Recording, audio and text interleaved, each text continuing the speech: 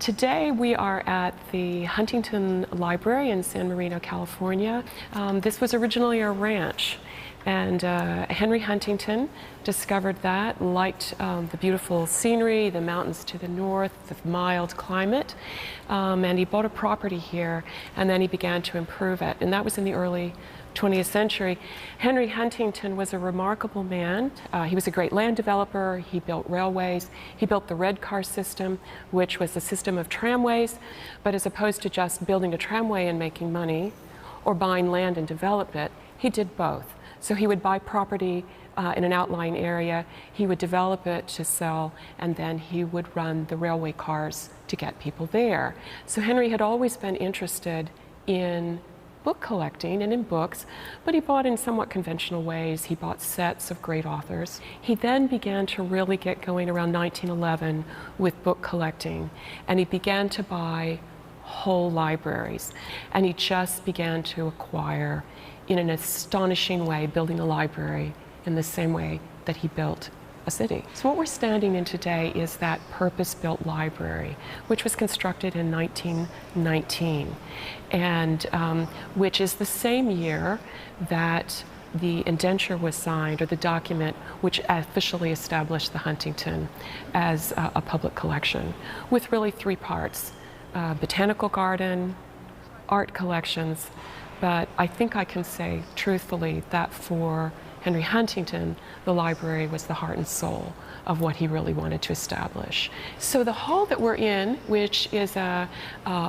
permanent rotating exhibition called Remarkable Works, Remarkable Times, is centered around about a dozen major pieces from the collection, which are generally on view, sometimes in facsimile, just to give them a bit of a rest.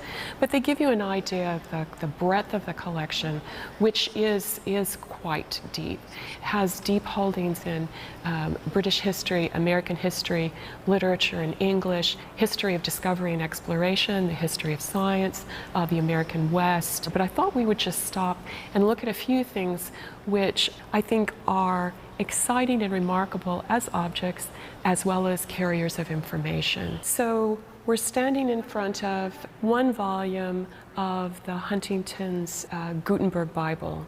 So the Gutenberg Bible is probably, if people come here and they know of anything and they're going to make their way into this hall, it would be to see the Gutenberg Bible. They're not sure why they want to see it, but they've heard about the Gutenberg Bible. This would be, certainly for the Huntington, this would be the jewel in the crown for our printed book collection. It's actually a two-volume work. It is the Bible, the Vulgate version in Latin, and it's remarkable because it is the first substantial book in the West printed with movable type. This was a way of demonstrating in a very big way the ability to produce books in much more rapid succession and in a greater number of copies. So this was really going to change the world. What you see is the 42-line Bible, and it's the text that you see, the words in black, which are the parts that were printed with movable type. Before this, books were either made by hand, or there were block books where the design was cut into a piece of wood and then the surface of that was printed. But to carve each and every letter was incredibly laborious, and those books tended to be more pictorial than text-based. What Gutenberg did was to find a way to carve one letter in metal and then to make copies of it by pressing it into a copper sheet, pouring lead into that, and attached to a piece of metal. And then you could make multiples of the same letter, and then they could be set into a tray and then printed. This is still a very laborious process compared to the modern way that books are produced, but it really was a revolution. So we reckon that maybe there were 180 Gutenberg Bibles that were published, and something like 48 of them still survive in the world. Some of those are complete, some of those are not complete, some are only one of the two volumes. Some were broken up and sold as individual leaves. There are collectors who still will have one leaf of the Bible. This copy is very special. It's one of about a dozen which were printed on vellum, which is an animal skin. So that would have been a very deluxe material, which has a beautiful surface. So the print looks even more crisp and beautiful on this. The decoration that you see is all applied by hand. But at this point, there's something called rubrication, which is the addition of red highlights, which you can see in the text, to draw attention to the beginning of a line or instructions for use. But then there are these beautiful pictorial illuminated decorations, and all of that would have been done by hand. Here, you know, they're done with gold. They're quite elaborate. Some of the different Gutenberg Bibles, we can see where we suspect it would be the same illuminator's hand who was at work. Most of these, I think, were bought by individuals, but they were given to institutions, to churches or to monasteries to have and to use. The binding here shows you it is an incredibly heavy, sturdy production, which is meant to be imposing. It's meant to be presentational. It is meant to be very grand. And it certainly caused a stir in the world, and Gutenberg's name went far and wide because of this book. One of the really great riches of the Huntington Library collections are our collections of literature in English. And this case, I think, is a great example of the things that you might find in a literary archive, and giving you an idea of the breadth of those kinds of collections. So in this case, which is some of our wonderful collections of Henry David Thoreau, the author of Walden Pond, there are manuscript materials, there are printed materials, there are photographs, and printed books which relate to it. And in this case, some works by Ralph Waldo Emerson, who was the mentor to Thoreau. So probably everybody, if they know any work of American literature that they might remember, and it would be Walden Pond. And certainly it's a book that has continued to resonate for generation after generation, a book which talks about the experiment that Thoreau took to go and live by Walden Pond in Concord, Massachusetts, lived there for just over 2 years, and as he said, he wished to live deliberately, he wished to go and to live simply and to be at one with nature. He kept very careful diaries. He was, I think, could be said a great eccentric, but he kept careful diaries about nature, what he was observing, about his own thoughts about a man's relationship to nature. And he wrote a book in the course of that sojourn there, but he also wrote about the trip itself, and that became Walden, or Life in the Woods. You can see here a page from the manuscript, and the Huntington has 7 of what I believe are about 8 drafts that he did of this book. They're single sheets, and you can see the writing. He writes very fluidly, he writes very quickly, and then he corrects. He marks out an area to be treated in a different way. It's a wonderful opportunity for the visitor to get an idea of what it was like to write a book and how one thought on a piece of paper. Because there are 7 drafts of this book, it is hundreds and hundreds and hundreds and hundreds of pages, which allows us, without it then endangering, to, for short periods of time, to bring out individual pages and show those. And next to that manuscript here, you have another one of the great treasures we have, which are the original printing proofs for the first printed publication. And these are the copies that were Thoreau's own, and they have his hand annotations marking it up, making changes for the printer before they were done. So the largest literary archive in the Huntington's collection is the archive of Jack London, the American author and traveler. We have something like 50,000 items in the Jack London collection. Jack London was probably the first writer, or one of the first writers, to really become, to make a great go of commercial printing and to make himself very wealthy through his writing and popular writing. You see here some pages from the manuscript for his book White Fang. And again, you can look, you can see how he wrote quickly, getting his thoughts down. There are many sort of changes to the writing. So a scholar can look at this and get an idea of how he changed his mind, what he wished to emphasize, how he wordsmithed. There's a printed volume here of Jack London, which shows you the kind of binding that you would have had at the time in the early 20th century, a publisher's pictorial binding. And in fact, there are people that really concentrate just on collecting these kinds of bindings, but they show you how the book was meant to be a mass-produced item, but to appeal to a general reader. So Jack London was living with his wife Charmian in north of San Francisco. They were very worried about wildfire, which we know all too well here in California is a real danger. So they decided in 1905, 1906 to take his precious manuscripts, his original manuscripts of his books, and to put them in a bank vault in San Francisco that would be fireproof, that would protect them.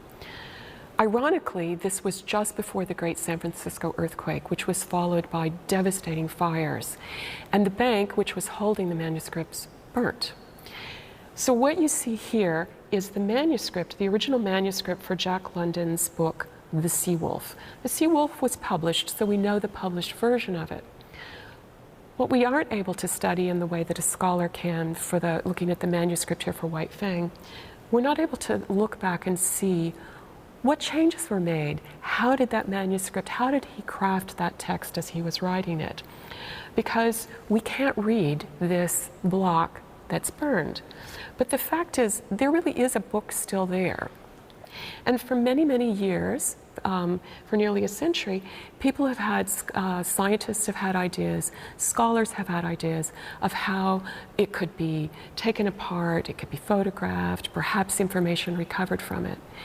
To its credit, the Huntington has always resisted these calls, and because the idea was we wish to do nothing that will damage the evidence that is there.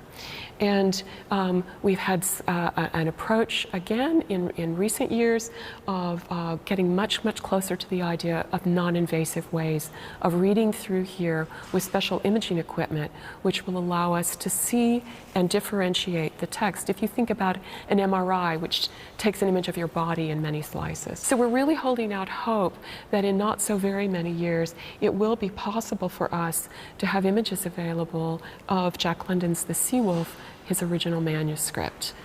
So one of the fun things about this kind of an exhibition hall and seeing people who maybe think they're not interested in library collections, or maybe thinking they don't know much about it and they're not prepared to get much out of this, is when they come in and then they have a bit of recognition and then they begin to ask questions they hadn't thought to ask before.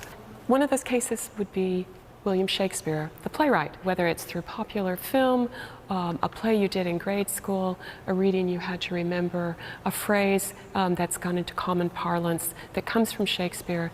Shakespeare continues to resonate, certainly through English-speaking culture. And in the case of Shakespeare, we don't have a record of Shakespeare's plays in his own hand. So the authoritative texts that we base on Shakespeare's plays come from what are called the first folios, which people will have heard of before.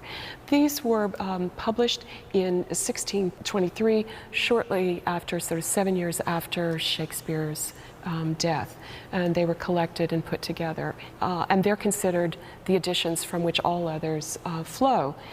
So to see these, they're very prized, these first folio, and folio refers to the size of the book itself, the physical size of the paper on which it was printed. The Huntington has 4 first folios, and there are other collections around the world. The Folger Shakespeare Library in Washington, I think, has the most. But it's a great chance to come and see something like that. But if that was collected shortly after Shakespeare's death, what about what was published during his life?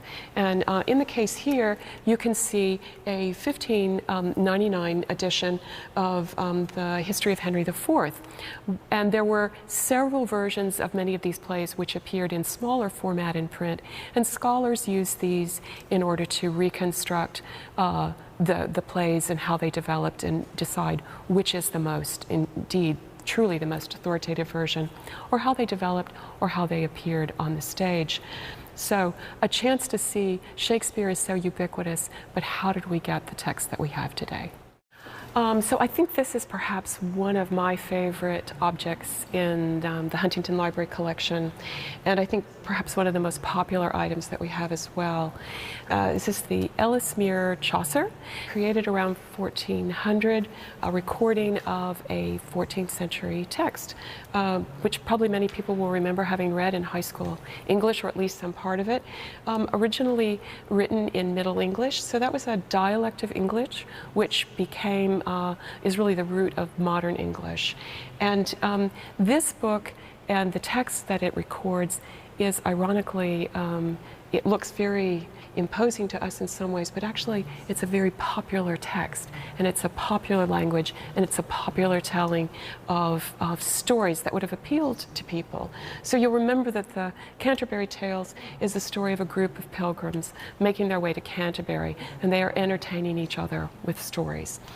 This manuscript, which is on vellum, it's a handmade item, of course, as a manuscript, written by hand and decorated by hand. Clearly a very deluxe reproduction. The page that it's open to today, and we change the pages here pretty frequently so that the book is not open too long in one position, and so it's not damaged by the light. But it's open here to the beginning of the Pardoner's Tale. And the pardoner was a religious official, an itinerant, and would preach and would sell indulgences for people's sins. And his catchword over and over again in the tale is greed is the root of all evil. And then he proceeds to be gluttonous and to be extremely greedy himself. So it's a wonderful, lovely, funny tale of demonstrating the worst of one's sins by living them and then paying other people to feel guilty and give you their money for it. The manuscript is incredibly beautiful, and as you see, the entire border with this delicate illumination, and the characters for each of the tales. There's one of these figures riding on horseback, identifiable for people to see. It's a thrilling object, but it is also a carrier of information. So this is the most complete early text of Chaucer's Canterbury Tales. And so this is important as a text itself for scholars in trying to reconstruct the best and truest text for the 14th century, the Canterbury Tales. So the Huntington has about 750,000 visitors a year who come here to enjoy the gardens and the art collections and to the library as well. Libraries, like museums, are very people-centric endeavors. The things that we do, nothing matters if nobody comes and reads, if nobody comes and looks, if nobody comes and asks a question, then we're not really doing our jobs well. And to do our jobs well, that means that we collect things, we organize them, we describe them, we put that information out there so that people can discover them in lots of different ways and discover things in ways that we hadn't anticipated, and that we then provide an opportunity for them to see them, to use them, to query them, to publish them, to promote them, to reuse them in creative ways which we never anticipated, and that we take care of them and we pass them on to the next generation.